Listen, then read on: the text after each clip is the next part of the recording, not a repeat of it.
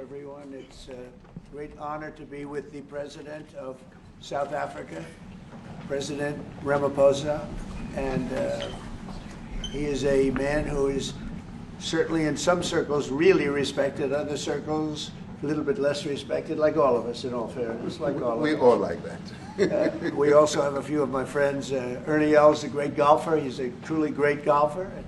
Retief Goosen, who's another really, we call him really a great golfer too, Ernie, right? You two guys are fantastic. And we could add Gary to the group, Gary Player. What a group of golfers South Africa's had. Yes, yes. There must be something in the water, right? It's yes. Something good. These two guys are it's unbelievable. It's the water, sir. Yeah, Gary's Gary. And David Frost, also another one yes. that I know is such a great one. Indeed. Was he as good a putter as they say, David? He's a putter. He's a putting machine, right? Absolutely. But he's another one. So something very good about South Africa in golf, and golf is still doing great in South Africa. And they have young players, I hear, coming up that are going to be very good. But it's an honor to have you here, and my friend, it's an honor to have you, one of the greatest businessmen in South Africa and long beyond. Thank you for being here. It's very, very great honor. Appreciate it. So we're going to be discussing certain things. As you know, we have the G20 is going to South Africa. When is that going to be? In November. In November. And thereafter, I hand over to you. And yes, we have it next. You originated the G20, so I'll hand over the baton to you, right. and then you lead the That's G20 right. in the world. We're going to have it the following year. Yeah. So we'll be discussing many things, and some of the things you've been reading about in the papers and yes. the media. And I would say that, look, the president is a truly respected man in many, many circles, and in some circles he's considered a little controversial. But we're going to be discussing some of the things that are taking place in South Africa and see if we can help. And we want to help. And we've had a long relationship with South Africa. I have, because indirectly I have so many friends that live there. I have a lot of friends. I mean, these are famous guys, but I have a lot of friends that live there that are tremendous people. And we'll be discussing that. We'll have a nice conversation. And I really appreciate that you guys came along. It really helps us in our thought process.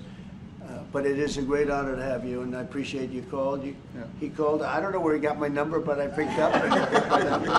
He said, I want to come over and see you. And, that was my honor, and thank you very much for being here. You're most welcome. Thank you very much. Well, thank you very much for welcoming us to this reformed White House. I've been here before, and it looks really fantastic. I must congratulate you. Thank you. But I also thank you for allowing our delegation. This is a very mixed delegation that you've got. We've got people from government, my ministers. I've got someone from the trade union movement who we really collaborate with, and from business yes. as well, and our sporting legends.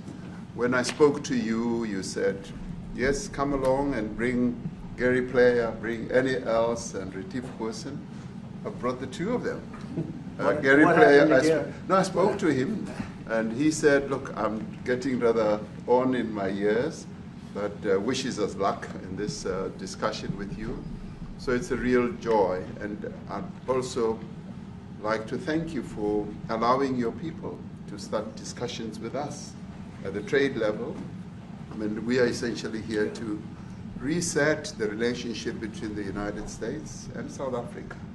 We are long-standing partners in many, many ways. We've collaborated in many fields, in space issues, in energy, and in trade, and we therefore need to reset that, particularly in the light of some of the announcements that you made on trade and investment. So we want to advance more trade between the two of us, our two countries, and our people now have been empowered by yourself and by myself to start engaging, and we hope that we will be able to fuel that engagement during our talks. And we also want to discuss issues that have to do with how we promote further investments in both countries. We've got about 22 companies from South Africa that have invested in the US, thus creating a number of jobs.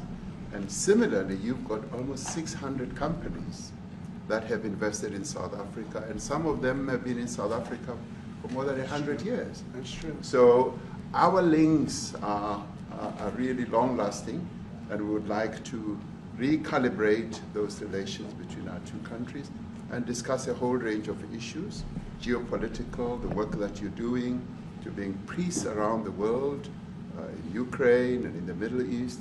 So we value that, and we are also a great contributor to peace processes that are going on around the world. And of course, we want to discuss how we can support each other. You are a much bigger economy than we are. We're just a tiny economy, but we rely on each other on a number of issues. We've got critical minerals that you want to fuel the growth of your own economy and reindustrialize. So we have that on offer, including rare earth minerals. So all that combination of opportunity and the products that we buy from you, as well as what we sell to you, I believe makes up a really good and powerful relationship, which we need to strengthen, which we need to engender, and that is really what has brought us here. And we are really privileged to have, great South Africans in the mix. As you said, you'd like to see them as well. And I brought you a really fantastic golf book. Weighs 14 kilograms. Oh, that sounds good. And it showcases the golf courses in our country. Johann Rupert wrote preface, so did Annie Els. And I want to showcase our golf courses. You might remember when I spoke to you and we spoke about golf, you said I should start practicing. And I've started practicing, President, so I'm ready. But let me end just the introductory remarks by thanking you. You may not recall that 5 years ago I spoke to you during the COVID period. Right. And it was at a time when the whole world was going through a really cathartic moment. Right. And we asked for assistance, and you were able to assist us with respirators.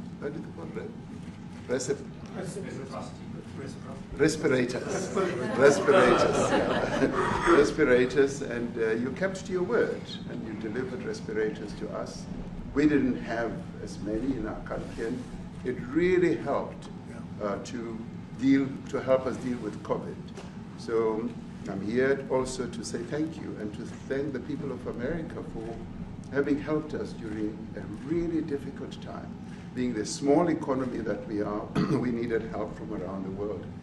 And you were there to provide that. So thank you very much. I remember the call. Yeah. We sent 150 respirators. We became the respirator king. We started making them. Nobody had them. We had very few of them. That's right. But they were very helpful. But we sent 150, and I appreciated the letter. You wrote me a letter. That's right. Yeah. Thank you. Yeah. I appreciate that very much. Thank you very much for that. It really touched my heart after I spoke to you, and you delivered. So Great honor. Thank you very much indeed. Yeah. Any questions, please? Mr. President, you welcome white Afrikaner refugees here. Can you explain to Americans why it's appropriate to welcome white Afrikaners here when other refugees like Afghans, Venezuelans, Haitians have all had their protected status revoked? Well, this is a group, NBC, that is truly fake news. They ask a lot of questions in a very pointed way. They're not questions, they're statements. We've had tremendous complaints about Africa, about other countries too, from people. They say there's a lot of bad things going on in Africa, and that's what we're going to be discussing today. When you say we don't take others, all you have to do is take a look at the southern border. We let 21 million people come through our border, totally unchecked, totally unvetted. They came from all over the world. In many cases, they're criminals. They come from prisons. They come from mental institutions. They come from street gangs. They're drug dealers. So don't say that we didn't take them. We take them. We're trying to get them out as fast as we can. And we're doing record business on that. And we just won a big case where we're allowed to send back hundreds of criminals to Venezuela. Just won that today in the Supreme Court. I'm happy to hear. But we do have a lot of people very concerned with regard to South Africa, and that's really the purpose of the meeting, and we'll see how that turns out. But we have many people that feel they're being persecuted, and they're coming to the United States. So we take from many locations if we feel there's persecution or genocide going on. And we had a lot of people. I must tell you, Mr. President, we have had a tremendous number of people, especially since they've seen this. Generally, they're white farmers, and they're fleeing South Africa, and it's it's a very sad thing to see. But I hope we can have an explanation of that, because I know you don't want that. It's a kind of a different meeting. Normally we have meetings, we talk about trade, and we'll be talking about trade and other things. But that certainly will be a subject that comes up. Yeah. Yes, please. Brian? Thank you very much. I'd like to get your thoughts on Letitia James, Director Polte. According to him, Letitia James says that the alleged mortgage fraud was simply a mistake. I want to get your thoughts on that. She put down that her father was her husband in the word, and this is very similar to, I guess, the false attacks they had on here. Well, I don't know what it is currently, but Letitia James, who's the Attorney General of New York State, it seemed, I'm not involved in that at all. I know that it's being handled by various groups, I guess, but it's major fraud, mortgage documents, and fraudulent everything. I think she said the father was her husband, which she had to have a husband, or so she chose her father, and she put it down. And she had didn't she sign in Virginia? Yet she said she lived in Virginia. Yet she's the New York State Attorney General. She did that for tax reasons, so she could take advantage of taxes. And she had the wrong number of units. She had a much different number, which wouldn't have allowed her to qualify and scam the government. So I don't know. I think she's very bad for New York, but I really don't know too much about it. But I appreciate the question. Yes, thank you very much. Yes. Mr. President, what's going to take for you to be convinced that there's no genocide? Please. Thank you, Mr. President. So May 25th will be the celebration of Africa Day, which pretty much a lot of celebration will be taking place around the world, including here in the United States. What is your message to the entire African continent, African people, in this important occasion? Well, I want to see peace, and I want to see happiness. I want to see health, and you have incredible land. There's tremendous value. A lot of countries don't have that value in the land, the value you have. We have a situation, I think you probably heard about it. We've done, through some very talented people, helped settle a war that's been raging for years, Rwanda and the Congo. And I think we've done it. Believe it or not, I think we've done it. And could you just say a few words about that, my friend? Yes. A couple of weeks ago, they signed, the two parties signed a declaration of principles in which they've agreed on the way forward. And they have both submitted draft peace agreements, and we have put together one that incorporates both of their suggestions, and we've given it to them. So we're in the process of finalizing Looking this. good, right? Looking very good. No, we have to thank you for even those efforts, because the African continent, particularly SADC, our Southern African Development Community, has for years been seeking to foster peace in the Democratic Republic of the Congo. So all efforts, including those from outside the continent and inside the continent, are really worthwhile. We are removing our troops from there so that peace can then prevail in that whole area. And we hope that with the support of the international community, we will really have peace in that area. It's so vital, it's so important for the whole region. Well, we sent our people there, and I think we did a very good job, as headed by my friend, and that was great. That was great. I mean, I'm just hearing phenomenal reports, because all I'm hearing is death, and they're chopping heads off, and it's horrible over there.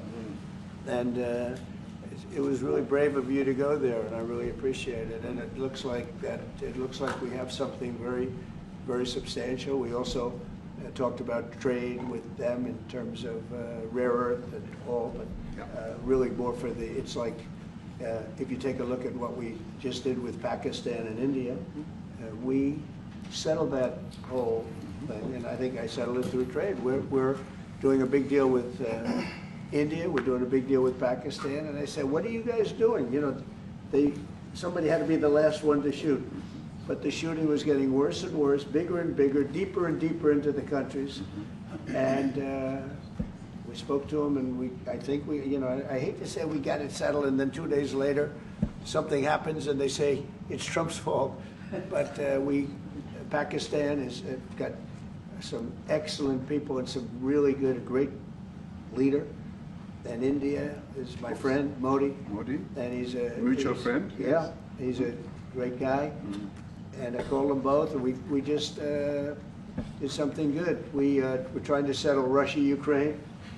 We spoke with President Putin for 2.5 hours the day before yesterday. I think we made a lot of progress, but that's a bloodbath. 5,000 people are being killed a week, 5,000 soldiers a week, not including people in cities and towns that are also being killed. So we're trying to help.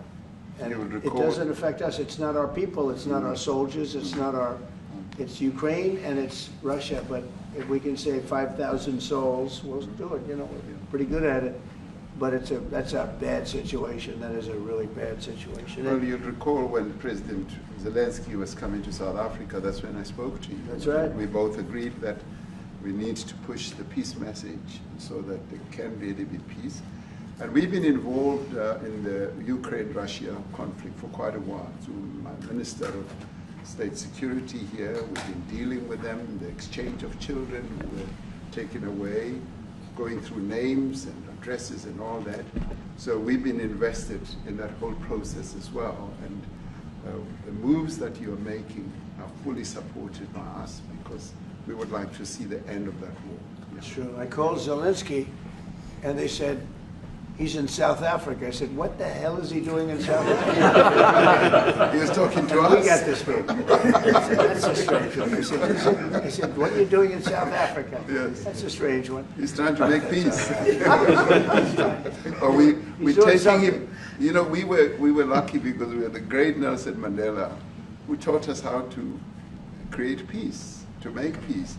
So we were imparting some of those lessons to him, some of those learnings, and I specifically mentioned to him that this is how Nelson Mandela taught us that when you want to have a peace in a country, do it on an unconditional basis and sit down and talk.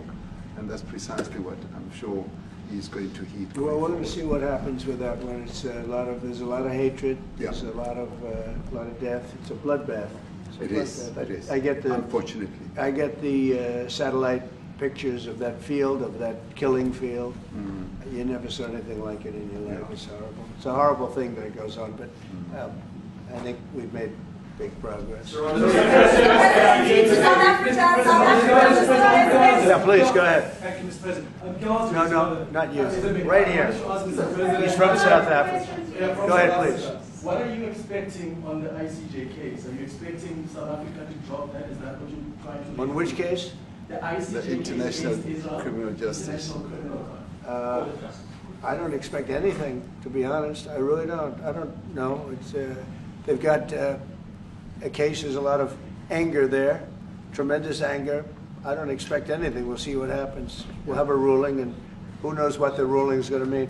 Yeah. On that subject of Gaza, Mr. President, are you going to be speaking to Prime Minister Netanyahu about Israel's renewed offensive? There's been a lot of concern from European countries. The Pope has expressed concern. Are you going to be asking Prime Minister Netanyahu to tone down the offensive in Gaza to let more aid in? Was that a question or a statement? It's a question. This guy's, you never change. Mr. President, this time, what will it take for you to be convinced that there's no white genocide in South Africa? Well, I can answer that for the President. It's for him. No, seriously. I'd rather have him answer. Yeah, I'd rather answer that. It will be. Our President will respond to you. Yeah, let me. Thank you, Mr. President. It will take President Trump listening to the voices of South Africans, some of whom are his good friends, like those who are here. When we have talks between us on the around a quiet table, It will take President Trump to listen to them. I'm not going to be repeating what I've been saying. I would say if there was Afrikaner farmer genocide, I can bet you these three gentlemen would not be here, including my Minister of Agriculture. He would not be with me. So it'll take him, President Trump, listening to their stories, to their perspective. That is the answer to your question. But, Mr. President, I must say President that Trump. we have, wait. We have thousands of stories talking about it. Sure. And we have documentaries, we have news stories. And then, is Natalie here, somebody here to turn that? I could show you a couple of things, and I have to, it has to be responded to. Yeah, sure, We we have, will. let me see the articles, please, if you would, and turn the lights down, and just put this on, it's right behind you, Johan. There's nothing this parliament can do. With or without you, people are going to occupy land. We require no permission from you, from the president, from no one. We don't care. We can do whatever you want to do. Who are you to tell us whether we can occupy land or not? We are going to occupy land. South Africa occupy land. That's who we are. Whatever you want to do, we can withdraw my membership from this useless parliament. Honorable. Yes, honorable member. Must never be scared to kill. A revolution demands that at some point there must be killing, because the killing is part of a revolutionary act. Shoot to kill, Gaza, kill the poor, the farmer, kill the poor, the farmer, pa, pa, pa, pa, to kill Gaza, kill the poor, the farmer, kill the poor, the farmer. The mayor of DA in PE is a white man. So these people, when you want to hit them, go after a white man. They feel a terrible pain because you have touched a white man. Not because Mashaba and Suni will not be touched. They will be touched, don't worry. But we are starting with this whiteness. We are cutting the throat of whiteness.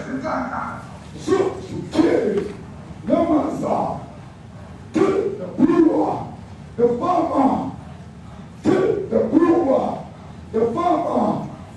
Pa, pa, pa.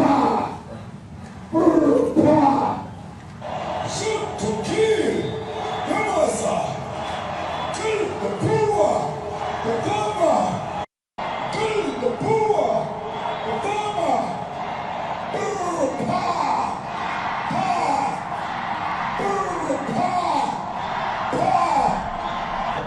I don't know what's going to happen in the future. I'm saying to you, was not called for the killing of white people, at least for now. I can't guarantee the future. Yeah, but I mean, you'd understand somebody watching that, especially as it gets shared on Twitter. They freak out. It sounds like a genocide on Twitter.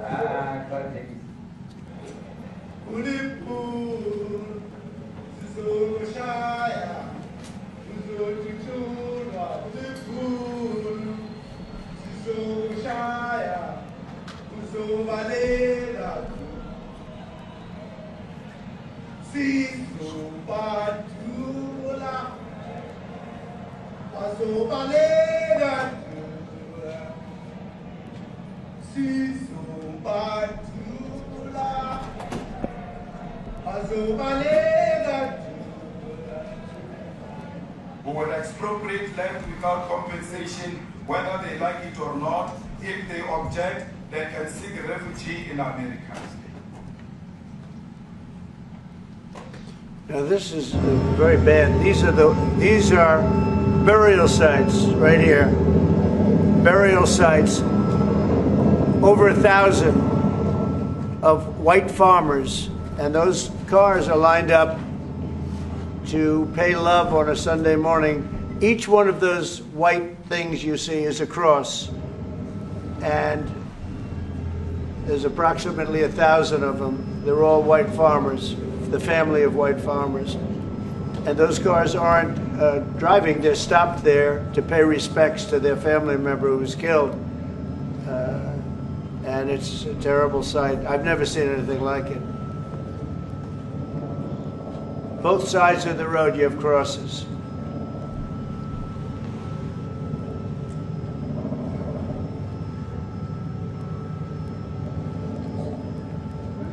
Those people were all killed. Have they told you where that is, Mr. President?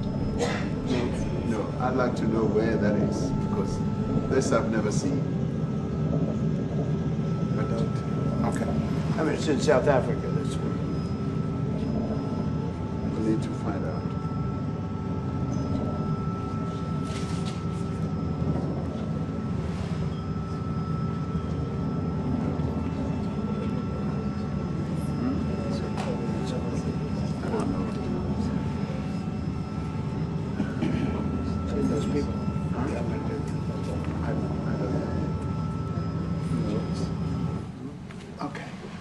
Mr. President, the Pentagon announced that it would be accepting a Qatari jet to be used as Air Force One. What are you talking about? You know, what are you talking about? You know, you gotta get out of here. What does this have to do with the Qatari jet?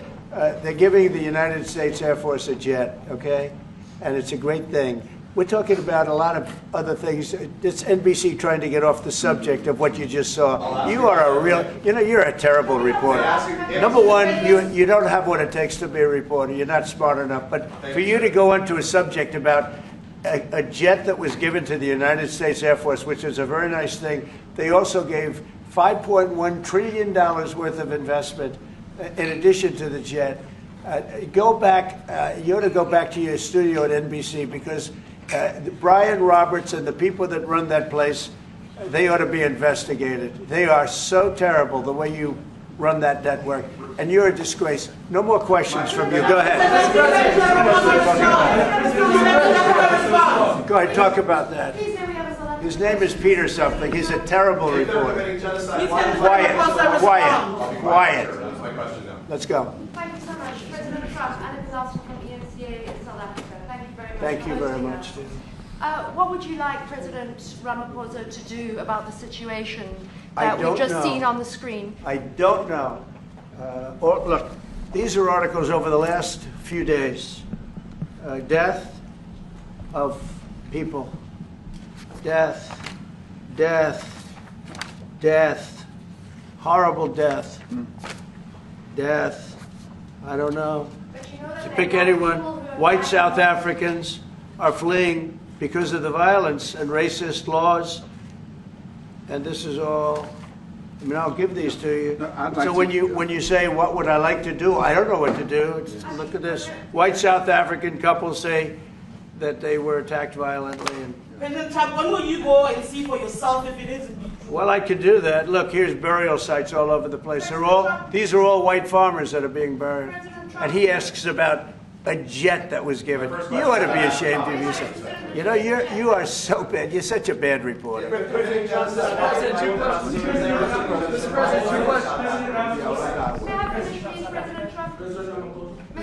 This is one after another. This family was wiped out. I'm just looking. Can we get a report from President Ramaphosa, please? Your reaction to those videos, Mr. President? Yes, I want your reaction. Well, I think the videos are so. No. When you look at the videos, I mean, how does it get worse? And these are people that are officials, and they're saying that kill the white farmer and take their land. That's what it is. And I have other friends in South Africa. I have people that left. One in particular that says you can't go there. He said they want to take your land. They take your land and they kill you. It's okay, and they say it's okay to do. Now we're going to talk about it. But this is a tremendous look. This is a story recent. These are all people that recently got killed. Yeah. And I don't know how it can get any worse. These are, and you know, the men that you saw, the people that you saw in that movie, those are officials. Those are people that were in office. They had one march, they had a dance, in your parliament, whatever you may call it, legislature. Well, let me clarify that. Yeah, let me clarify that, because what you saw, the speeches that were being made, one, that is not government policy. We have a multi-party democracy in South Africa that allows people to express themselves, political parties to adhere to various policies, and in many cases, or in some cases, those policies do not go along with government policy. Our government policy is completely against what he was saying, even in the parliament. And they're a small minority party, which is allowed to exist in terms of our constitution. But you do allow them to take land. No. You do allow them to take land. Nobody can take land. And then when they take the land, they kill the white farmer. And when they kill the white farmer, nothing happens to them. No, there is nothing happens to them. There is criminality in our country. People who do get killed, unfortunately, through criminal activity, are not only white people. Majority of them are black people. And we have now the farmers are black. The farmers are not black. I don't say that's good or bad, but the farmers are not black. And the people that are being killed in large numbers, and you saw all those grave sites, and those are people that loved ones going, I guess on a Sunday morning, they told me, to pay respect to their loved ones that were killed. Their heads chopped off. They died violently. And, you know, I mean, we're here to talk about it, and I didn't know we'd get involved here. But I will say this, that if the news wasn't fake like NBC, which is fake news totally, one of the worst, ABC, NBC, CBS, horrible. But if they weren't fake news like this jerk that we have here, if we had real reporters, they'd be covering it. But the fake news in this country doesn't talk about that. They don't want to talk about it, but now they have to talk about it. But they won't. This won't even be a subject. They'll have him talking about why did a country give a free, think of this, why did a country give an airplane to the United States Air Force? Okay, the United States, not to me, to the United States Air Force, so they could help us out, because we need an Air Force One until that's Air Force One, it's being built, 2 of them being built. But Boeing's a little bit late, unfortunately. So why did they give us a plane to the United States Air Force? That's what that idiot talks about after viewing a thing where thousands of people are dead. I'm sorry, I don't have a plane to give you. I wish you did. I'd take it. I would take it. If your country offered the United States Air Force a plane, I would take it. Okay. But coming back to this issue, which I really would like us to talk about, and talk about it very calmly. We were taught by Nelson Mandela that whenever there are problems, people need to sit down around a table and talk about them. Well, there are problems. And this is precisely what we would also like to talk about, including, of course, trade matters, investment matters. So the issues that concern you as the United States. Those are all recent. Those are all deaths. Yeah, in many ways, I mean, one should say you are a partner of South Africa, and you are raising concerns, and these are concerns that we are willing to talk to you about. Let me just add quickly, you know, the criminality that we are experiencing in our country needs quite a lot of technological capability. And in one of our areas in South Africa, we're using US technology, which is able to, in many ways, identify where shootings are happening and all that. And I'd like to talk about that, because there is support that we can get from you as the United States to help us deal with all these acts of criminality. And that is what I believe partnership is all about. And we are here as a partner so that we can help each other whenever there are challenges. So I'd like us to discuss it, and of course outside of the media, so that we sit down and have a really good discussion that will lead to good outcomes. Are there any other further punitive measures that could be in place should you not be satisfied that South Africa is fixing some of the very bad things, in inverted commas, that you tweeted are happening? Well, there are a lot of bad things happening in many countries, but this in particular has been very, very bad, very bad. And because of we're going to have the whole world watching in another short period of time because you have the G20, and that's a big deal. And it seems like, I want you to look good. I don't want you to look bad. Very good. But we have hundreds of people, thousands of people trying to come into our country because they feel they're going to be killed and their land is going to be confiscated. And you do have laws that were passed that gives you the right to confiscate land for no payment.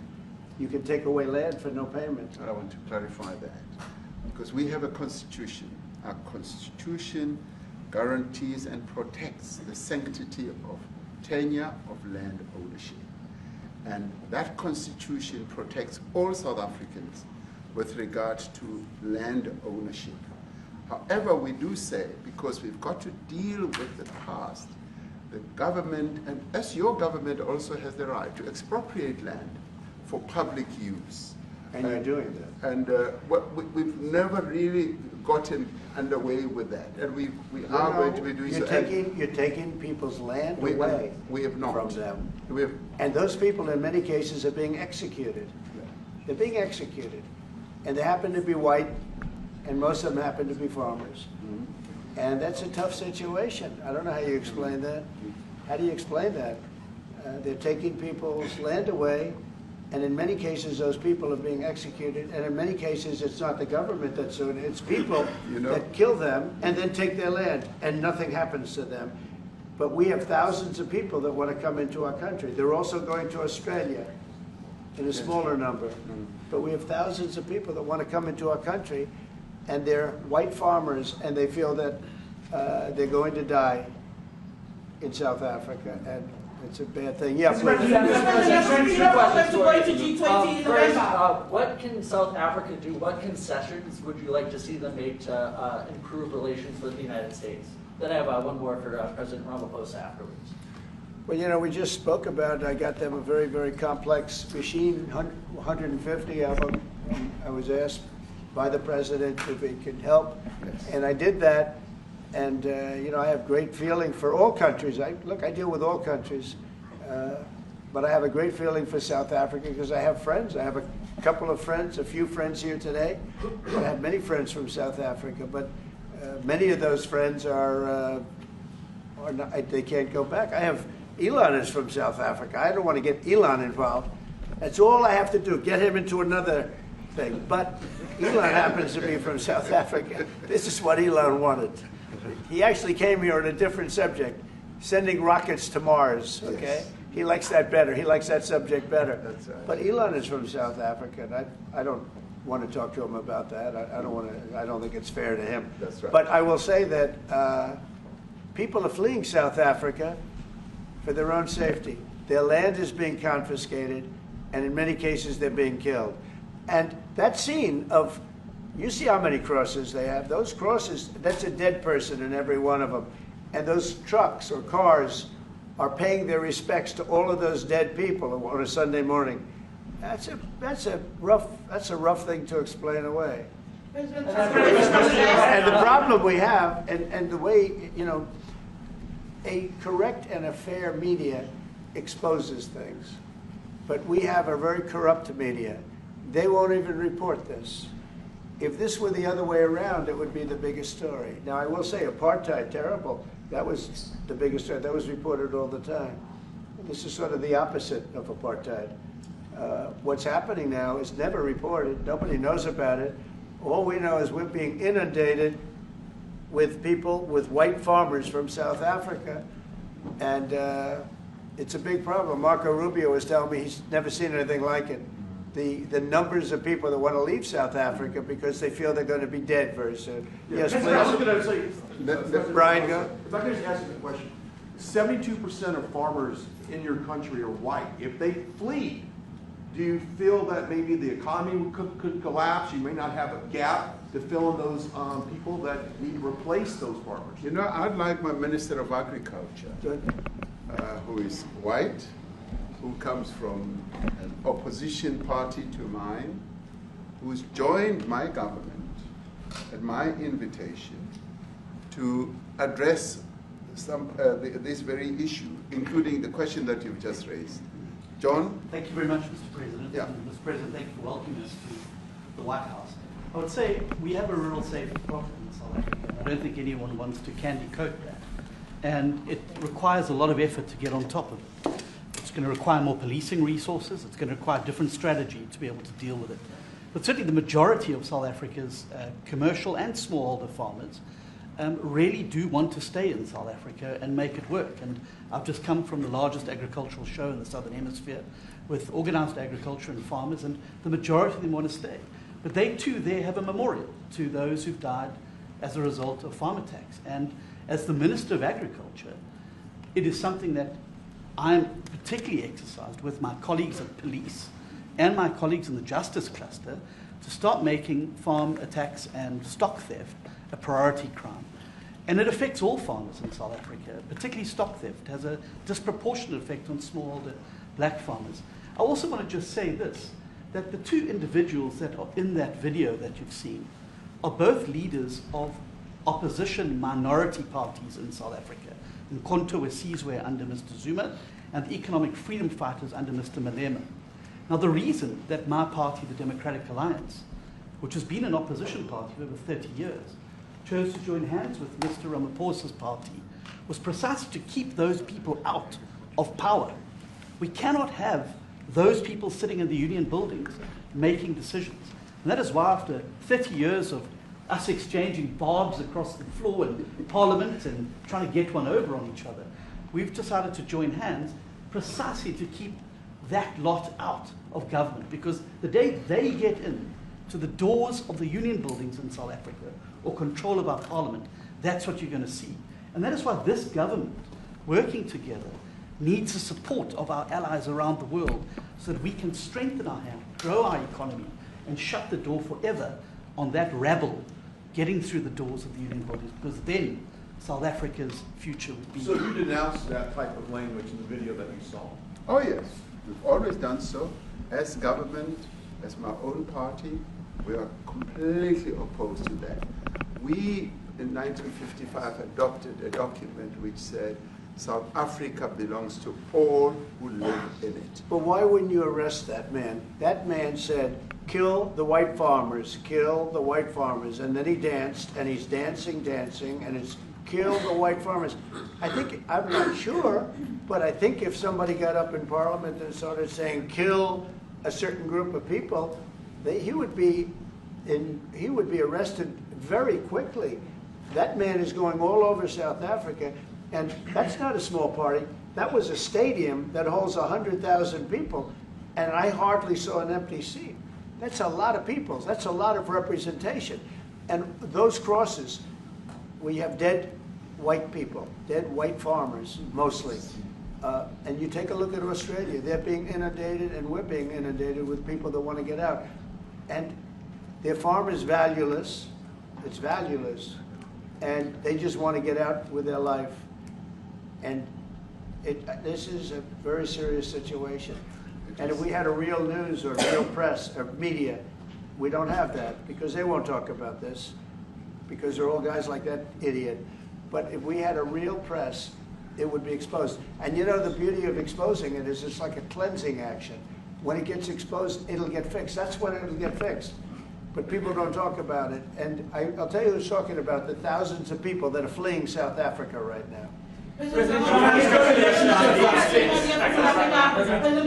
we discussed USAID and the devastating impact the cuts are having across the African continent. Yeah, well, it's devastating, and hopefully a lot of people are going to start spending a lot of money. And I've talked to other nations. We want them to chip in and spend money too. And we've spent a lot, and it's a tremendous problem going on in many countries. A lot of problems going on. The United States always gets the request for money. Nobody else helps, as you know. Europe doesn't help. Europe hasn't given anything. All they do is sue our companies. You know, they sue Apple, and they sue all of our companies. Apple had to pay $17 billion on a nonsense lawsuit. Very unfair. But we We're going to always be there to help. The Afrikaner is Sherwin Rice by South African Broadcasting. If this Afrikaner resettlement issue is resolved, we're going to go into a room after this, you guys are going to talk. If it is resolved, what is the potential for the future-looking relationships between the United States? It's got to be resolved. It should be resolved. It's a little bit bad when you see a stadium with 100,000 people in it, because that means it's more than just a little movement. It's a pretty big movement in South Africa. So it has to be resolved. It'll be the end of the country if it's not. But is there potential for the relationship moving forward? I hope so. That's why I'm here. I mean, I'm not here for my health. I'm here to see what it is. No, I'd like to see. I have friends. I can tell you, Ernie Els and Retief Goosen, they feel so strongly they wanted to be here on behalf of South Africa, not on behalf of me. And, you know, they said, can we be here for this? Because they love the country. Ernie, do you guys want to say a couple of words? I hate to put you in this. This is tougher than sinking a 3-footer. They have, and they've sank many 3-footers. Thank you, Mr. President, and thanks for the honor of being here. We've known each other a long time. We have spoken. You know, we're proud South Africans. I still have my South African passport. You know, we travel with this passport, you know, and I got my visa here. So, you know, but we want to see things get better in our home country. That's the bottom line. It's been 35 years since the transition. President Ramaphosa was right in the middle of the transition time in 1990 and before that. So it's been 35 years of ANC government. And I know there's a lot of anger, you know, through the transition. There was also a lot of stuff happening in the apartheid days. You know, we grew up in the apartheid era. But I don't think two wrongs makes a right. You know, President Mandela, when he came out of prison for all that time, didn't come out with hatred, you know, and really unified our nation through sport. You know, we won the Rugby World Cup in '95. 4 times. We won the African Nations Cup, soccer. You know, we won some majors as golfers and so forth. So what I'm trying to say is, you know, this has been a long time coming. That's why we really wanted to meet you, meet the administration, and see our way forward, because we still want to see our country flourish. You know, we've got some great things going on. Business is getting involved with government. Farmers are getting involved in local municipalities, trying to rebuild some of the infrastructure that's been decaying for a long time. So there's a lot of coexistence going on and help from a lot of areas. But I feel we need the U.S. To push this thing through. We've got a great ally if we can have the U.S. It's always been an ally of South Africa for a very long time, even in the days of the war, you know, up in Angola. You know, you guys helped us. So very important for us to have your support and you know, get the change we need. Where did you do that well? You might have done that even better than he plays golf, which is almost impossible. Johan, please. Sorry, Mr. President, if you had to wind all of those tapes properly, you will see I'm the biggest target of that rabble-rouser. Number one for over 10 years, Mr. Malema. In fact, the first time I met him, he was in the youth league with that gentleman, and look how he's changed. Right. We have too many deaths, but it's across the board. It's not only white farmers, it's across the board. And we need technological help. We need Starlink at every little police station. We need drones. I actually got drones donated for the peace parks to stop elephant and rhino poaching. And his predecessor stopped the importation because he said the United States would spy on us. I mean, US basics, the ridicule. So if you can help us. Remember, sir, you and I lived in New York in the 70s. We never thought New York could be what it became. 2 commissioners, a tough mayor. We need your help to stop this awful killing. But it's across the board. Ernie is right now building a house in George. I'm building 3 cottages for my grandchildren on a farm outside Grafrenet. I often go to bed without locking the door. And we have a serious problem with illegal aliens who stream across the border. And if you really look at our statistics, a lot of these murders, firstly, it's unemployment and illegal aliens. And then I met Vice President Watts many years ago, the Charlie Rose show. My wife loved the book. And she reminded me this morning that you emphasized the devastation that occurs when big companies leave towns and cities, and there's a culture of dependency that develops. And I remember you discussing it. Now that's our problem. If we don't get our economy to grow, the culture of dependency and the lawlessness will increase. I've been against apartheid all my life, and I'm their #1 target. Please just Google my name and Malema. You'll see it, sir. He marched on the farm. But the crime is bad. The crime is terrible, sir, but Mr. Steenhuisen won't admit to it, but he runs the Western Cape, where I live. And the biggest murder rate is in the Cape Flats. Gangs. We've got gang warfare. Like your M33, what were these guys? We've got equivalents there. But we need your help, sir. And we need Elon technology. Well, one of the real areas of support is really in investments. We've got to grow our economy, because through growing the economy, we're then able to create more jobs. Because crime really thrives where there is inequality and unemployment. And that is one of the reasons that has brought us here, to improve our investment relations, our trade relations, so that we can preserve the number of jobs that your companies have created in South Africa.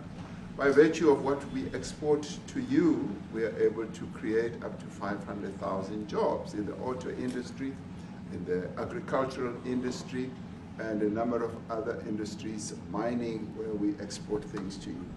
And we also know that as South African companies invest here, you are also able to create jobs. So it's a mutually beneficial relationship.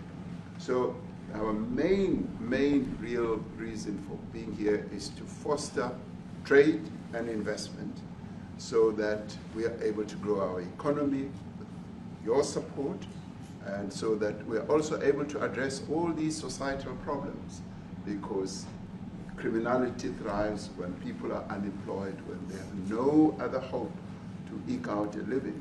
So that is what we need to resolve. And your support, your partnership with us, is what is really going to give us a strong capability to move forward.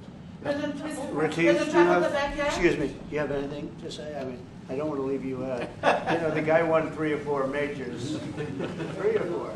No, only 2. 2. That's a lot. By the way, 2's a lot. A lot of tournaments you won too. Do you have anything to say? Yeah, thank you, Mr. President. President Ramaphosa. I grew up in an area in South Africa that is a farmland area, Polokwane. Yeah. And there is some issues up there. Obviously, my dad was a property developer as well as a part-time farmer. And yeah, some of these buddy farmers got killed. The farm is still going. My brothers run it, but it's a constant battle with farms they're trying to burn the farms down to chase you away. So it is a concern to try and make a living as a farmer. And at the end, without farmers, there's no food on the plate. So we need the farmers And to your brother produce loves the food. farming, right? He wouldn't do it. He wouldn't even want to do what you're doing, right? They love farming. They don't want to leave. But it's a struggle. Yeah, and food and fresh water is the most important thing in life. Without those two things, you can't survive. How is the water there? The water is great, obviously. All the water comes out of the borehole, out of ground for us down there. But yeah, it is a battle to get the water out sometimes when all the equipment gets stolen all the time that you're trying to get the water out. So does your family and your brother, do they feel safe on the farm? They live behind electric fences, try and be at night safe. But it is constant whenever you leave that something could happen. And there's nowhere to live. Both of them has been attacked in their houses. My mom's been attacked in her house when she was 80. So it is difficult. But the guys live a great life despite everything going on. Something. President Trump, I've brought along the president of the largest trade union in our country, Ziggy Solosi, because she leads many, many workers, more than 1 million, 2 million workers. And maybe we should give her a chance to say something because she's come all the way to join us. Thank you very much, Mr. President Trump, for having us, and President, for extending the invitation to us as organized labor. And I must say that we are here to support the initiative that has been made by our government with business, of course, as organized labor. We've been coming to Washington on the AGOA trade relations in the previous regime. And I think at the center of it all, for me, it is exactly what Mr. Rupert has said, the importance of us growing the economy. We have always emphasized when we were here and kept on coming and negotiating on AGOA that the 600 US companies that are based in South Africa, as you said, President Ramaphosa, 500,000 jobs will be wiped out. We need more foreign direct investment in our country. We are not just talking about those that will lose employment, but we are talking about over 40% of people that are unemployed, that have no hope of ever finding a job.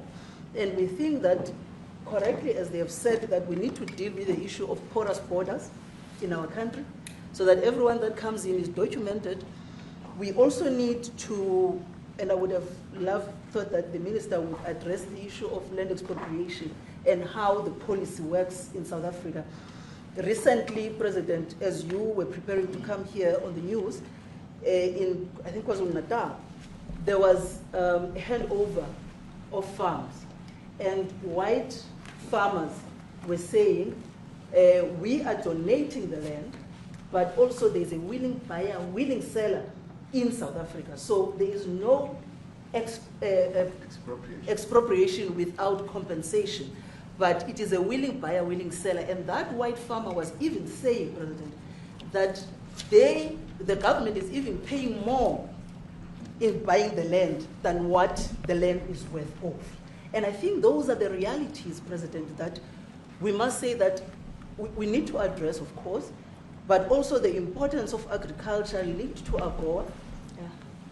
People rely on it, and I think, as Retief have said, for survival and living. But lastly, for me, President, is also the issue of the crime statistics.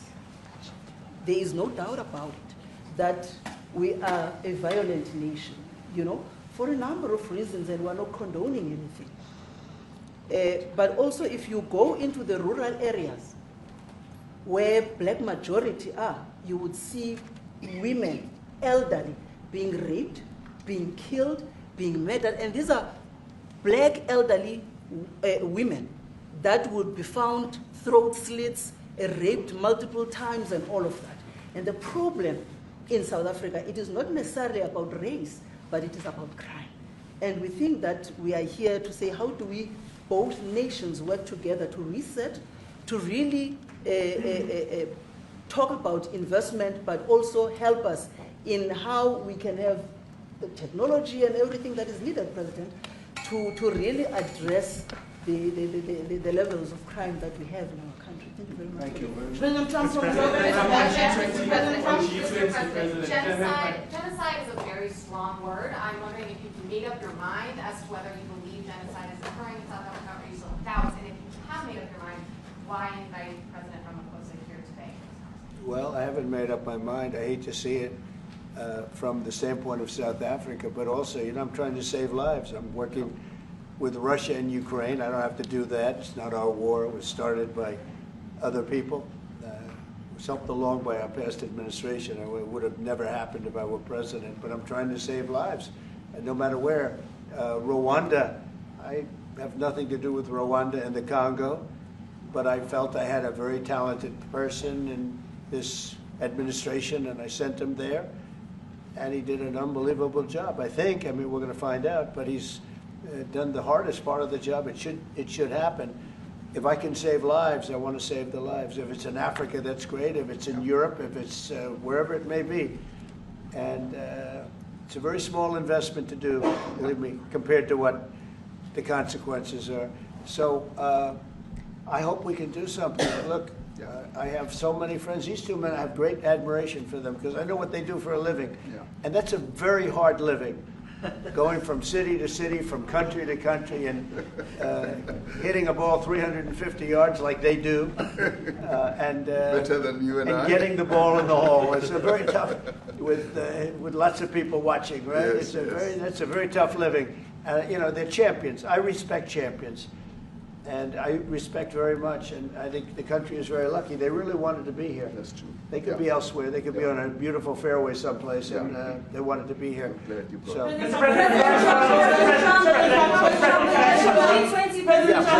name is Yanda Mwobo from Newsroom Africa in South Africa. Good. How important is it for the United States to be at our G20 summit in November, given the relationship between our two countries? You've just heard what has been said to you just now. Are you coming, and are you preparing to come? So without the United States, the G20, just like the G7, used to be the G8, but brilliantly they threw Russia out. It would have been a lot better if Russia was in. A lot of people would say, oh, that's not it. Because if Russia was in, you probably wouldn't have this war. And if you had a different president, you wouldn't have the war either. But we have a G7. It's important that the United States is in both of them. I think without the United States, I really believe it's not very important. It's not the same meaning. As I said to President Trump, the U.S. really originated the G20. And it's important that the United States continues to play a key role in the G20. And we are privileged to be the president of the G20, but we are even overjoyed that we are going to hand over to the United States, who are the originators. And for that reason, I expect the United States to continue playing the leadership role in the G20 together with other countries. And I've said when I initially spoke to President Trump on the phone, I want him to come to South Africa for a state visit, and I also want him to come and participate in the G20. And I want to gladly hand over to President Trump to take the leadership of the G20 forward in November. Thank you very much. Thank you very much. Thank you. What is it going to take to convince you? They don't want to leave. They like you so much. How much do you need? Everybody, please keep moving. Thank you. Please keep moving. Thank you. Moving. Ma'am. Keep going. Thank you. Thanks, guys. Thank you.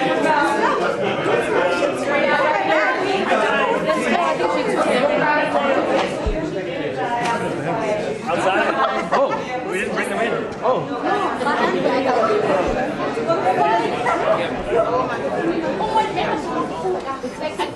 No, eventually you tell me this place has to be so. No,